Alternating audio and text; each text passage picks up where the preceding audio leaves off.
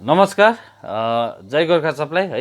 र म आजको है हाम्रो पहाडको है अब भविष्यको बारेमा अथवा गोर्खाल्यान्डको के भन्छ सङ्घर्ष अथवा गोर्खाल्यान्डको अब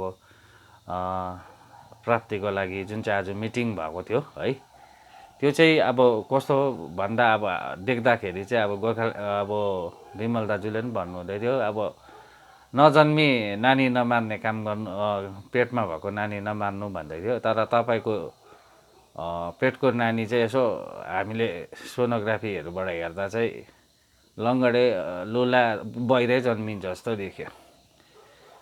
अहिले क्लियर कट हामीले सुन्नु पाउँदैछ कि बङ्गालभित्रको बङ्गाल चाहिँ छुट्टिँदैन है, तपाईँहरू बङ्गालभित्रकै व्यवस्थामा बस्नु पर्दैछ भन्दैछ।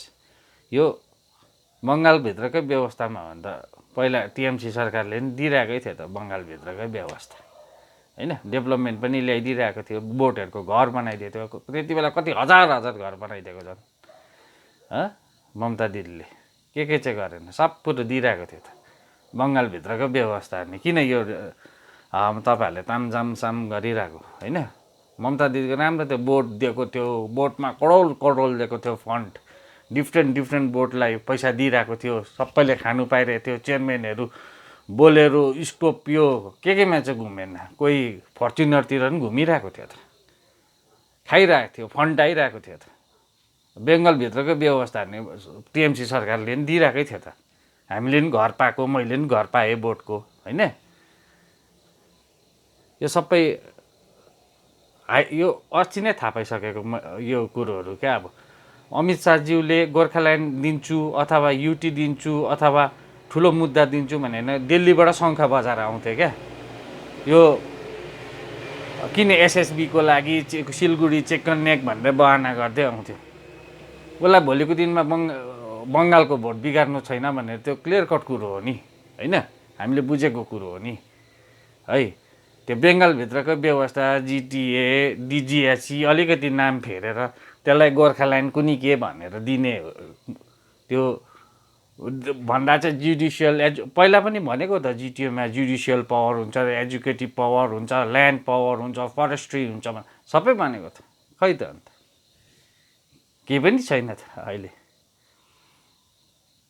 अन्त एउटा अर्को कुरो चाहिँ अन्त हाम्रो यो सुरज दर्नाल भाइ भन्ने रहेछ, यो कता डुवर्सपट्टिकै होला त्यो भाइ। त्यो भाइले फेरि जता पाए त्यतै बोल्दो रहेछ, दाजुहरू चिन्दैन रहेछ है।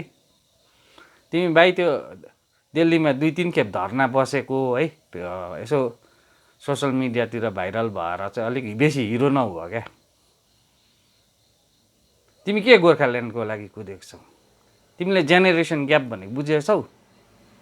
भाइ हामी चाहिँ क्लास 10 पढ्दादेखि हिँडेको राजनीतिमा चाहिँ, क्लास 8 पढ्दादेखि वार्ड कमिसनर यहाँ कालिम्पोङमा औ म एक-एकवटा नेताहरू चिनाइदिन्छु, कहिलेदेखि को नेता आएको थियो, कहाँदेखि के भएको थियो, तिमीलाई म चिनाइदिन्छु।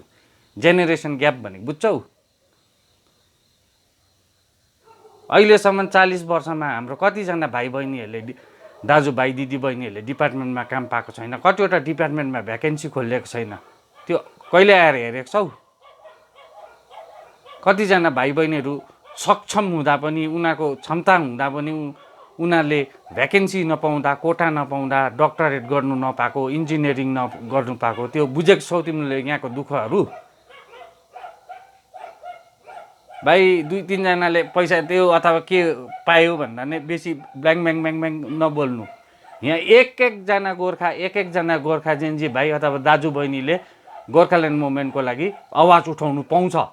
यो हाम्रो फन्डामेन्टल राइट हो। तिमी के अरे राजु बिष्टलाई के अरे रिजाइन दिने नदिने भन नभन भन्ने तिमी को? हाम्रो हक हो, हामीले जे पनि भन्नु पाउँछौँ, हाम्रो फन्डामेन्टल राइट हो। जुन नेताले गर्दैन त्यसलाई हामी भन्छौँ, हाम्रो फन्डामेन्टल राइट हो।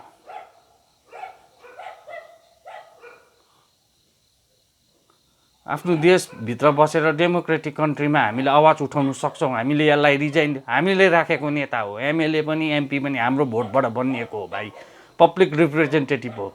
We have that right to say anything. हामीले उल्टा बोल्नु पाएन। जब तर मुद्दाको लागि लड्दैन अथवा जोतिरहन्छ भने त्यो नेतालाई हामीले जे भन्नु हामीले हाम्रो राइटको कुरो गर्नु पाउँछौँ। तिमी को हो बिचमा बोल्ने? तिमीले देखेको छौ यहाँको पाहाडको स्थिति, कति वर्षदेखि फन्ड आएको छैन।